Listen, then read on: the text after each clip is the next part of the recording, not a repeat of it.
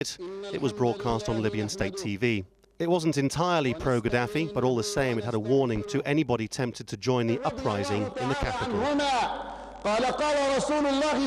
As the Prophet Messenger said, if you dislike your ruler or his behaviors, you should not raise your sword against him, but be patient, for those who disobey the rulers will die as infidels. So far, it seems, not everybody is on board. These pictures have surfaced, it's said, from Tripoli, showing street fighting and protests. Reports have alleged mosques surrounded by security forces, gunfire on the streets. Even given this censorship, people in the capital must know they're being egged on by other towns across Libya. More and more footage emerges of triumphalist scenes from Benghazi in the east of Libya, suggesting Gaddafi's forces have lost half their country. Pictures of crowds dwarf anything Libyan state television can provide of pro-Gaddafi support. Friday prayers in Benghazi have seen thousands and thousands on the streets. All the banners are for the benefit of the capital. We're with you, Tripoli. In the town of Derna as well, Friday prayers were followed by a sea of placards which barely need explaining. It all adds to the sense that Gaddafi and whatever's left of his support base are under more pressure than ever. Gaddafi's apparently relaxed attitude to the violence, some of the allegations by Libyan witnesses, the images of death and mutilation too shocking to show, are all the kind of thing that some in the outside world say need to be investigated as potential crimes against humanity. So, pressure from the east of Libya, pressure from outside the country, and pressure too from his own loyalists, who desert him now with regularity. What happened and is happening are massacres and bloodshed never witnessed by the Libyan people. The logic of power and violence is being imposed instead of seeking democratic, free, and mutual dialogue. And because what is happening in Libya today is against the principles of truth and justice, which I believe in, I therefore confirm my resignation from the post of the chief prosecutor in Libya. Other pictures are emerging which seem to undermine Gaddafi's claims of the prospects of civil war. Here in Tobruk, where protesters apparently overran Gaddafi's forces, locals say national unity against him is more important than tribal allegiance. It's true we are tribes, but we are united. There are good relations here. We meet and cooperate. We're working together. We will not conspire or fight each other. When push comes to shove, we are united. It remains unclear exactly how many soldiers Gaddafi has at his disposal in the capital to protect him, and so it's impossible to say whether they'll be overrun as in other places. The protesters are close now, though, perhaps very close. Lawrence Lee, Al Jazeera. Now, little after this, we spoke to a protester who'd arrived in Tripoli on Friday with thousands of other people, but during the interview, he was heckled, if you like, forced to cut the line. In this clip, he tells us what happened then. What happened? As I said before, following Friday's sermons, the youth marched in peaceful demonstrations, hailing what we achieved over the past days. The march continued from Tajura, Abil Ashar, Arada, until we reached our place here. At this Bin Hani graveyard, we were raided by security personnel who fired randomly at us. As a result, we started to take refuge. More than seven people were killed, and seven people were detained alive. So can I ask you what happened? Sorry to interrupt you. What happened, though, when you were on the phone to us? You started shouting, or someone started shouting, "No, you can't talk to Al Jazeera." What happened? What happened exactly is that, as I said, after random gunfire, we started to take refuge. I went into one of the houses. People I don't know. I was also accompanied by two other people injured and bleeding. The people received us warmly. They don't know us, and we don't know them. Security personnel started to raid the houses and raids. At that particular point, the man of the house was very afraid, and the line was disconnected. So that's what was happening in Tripoli, described by there as absolute chaos, really, as the security forces entered that house where the man was taking refuge. Contrast it with these live pictures coming from Benghazi earlier, probably about 10, 15 minutes ago. We saw fireworks in the sky. Our sister network, Al Jazeera Arabic, being projected live on the wall of a building there. And you know, looking at it as we do here from thousands of miles away, almost looks like a slightly celebratory atmosphere. Let's talk to our correspondent, though, in eastern Libya, not necessarily in Benghazi, and we're not naming her for security reasons. I mean, these sorts of scenes that we see where people almost say that there were fireworks in the sky, they almost look like they were celebrating.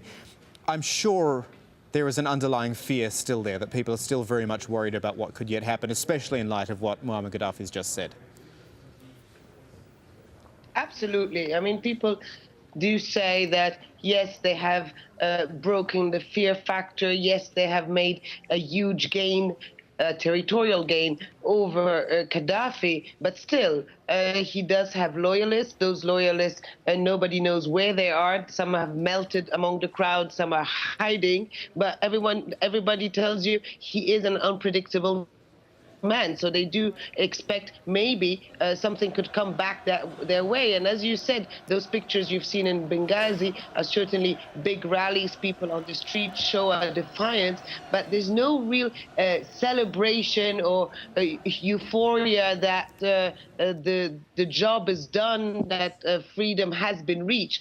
I think what you have here in the East is a sense that they have done half of the job. Now it's up to the rest of the country, but they're always here to continue protesting, to continue making their demands loud and clear, and to make sure that the rest of the country knows that they have the support of the East. People here will underline over and over again that Tripoli remains the capital of Libya, and that they want a united Libya, not based on tribalism, but based on a constitution, a civilian rule with democratic principles.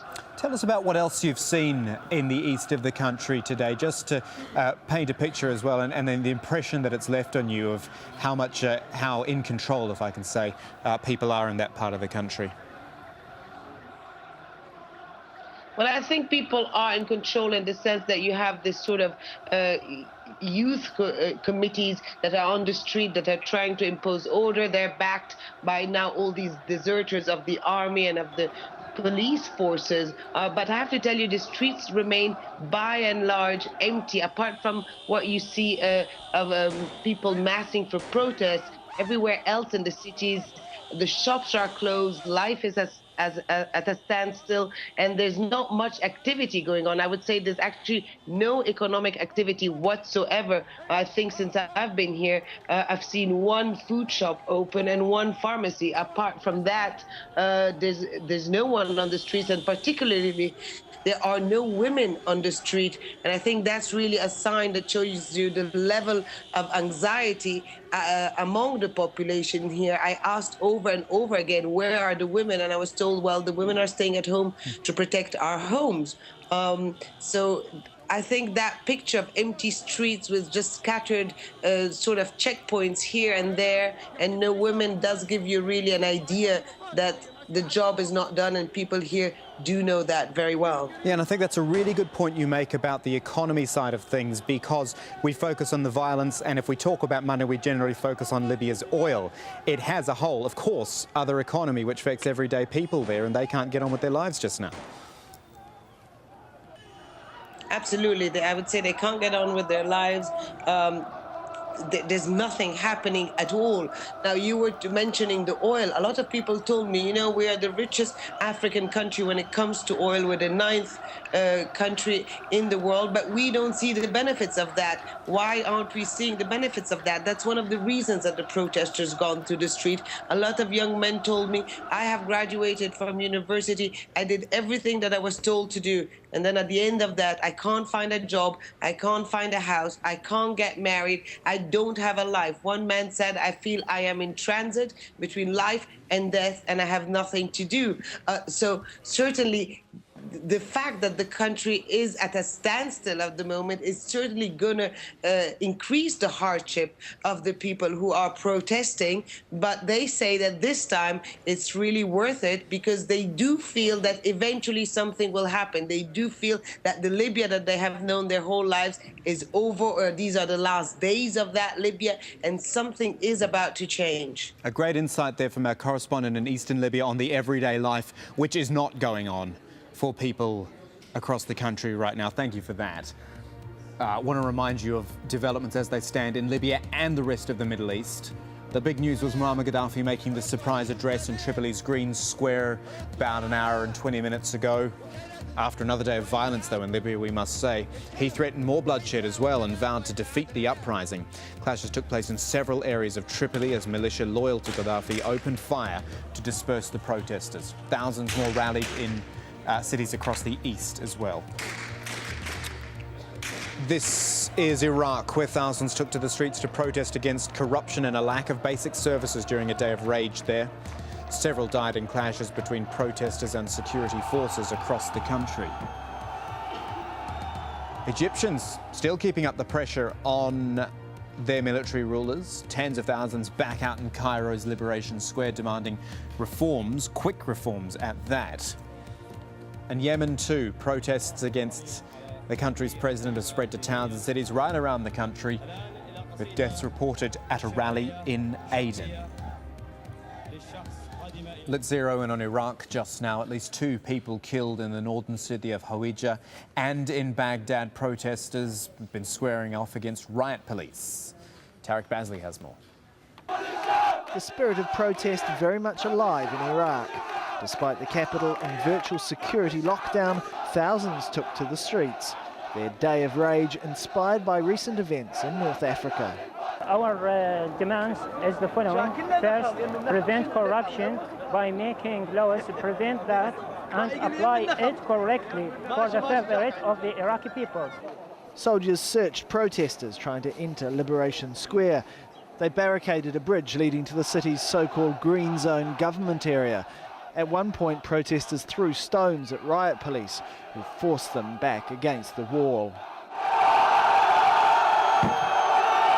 In the southern city Basra, around 3,000 also took to the streets to protest against corruption and a lack of basic services. Concrete slabs surrounding the Basra government building were knocked over. Clashes too with riot police in Mosul, where provincial government offices were set on fire. 8 years after the US-led invasion and the fall of Saddam Hussein, there's clear anger on the streets. Development has been slow to come to the country, and after recent events in the region, there are fears that anger could drive a broader call for change. Tarek Bazley, Al Jazeera. Egypt now, where they're keeping up the pressure on the transitional government there. Many thousands out in Cairo's Tahrir Square.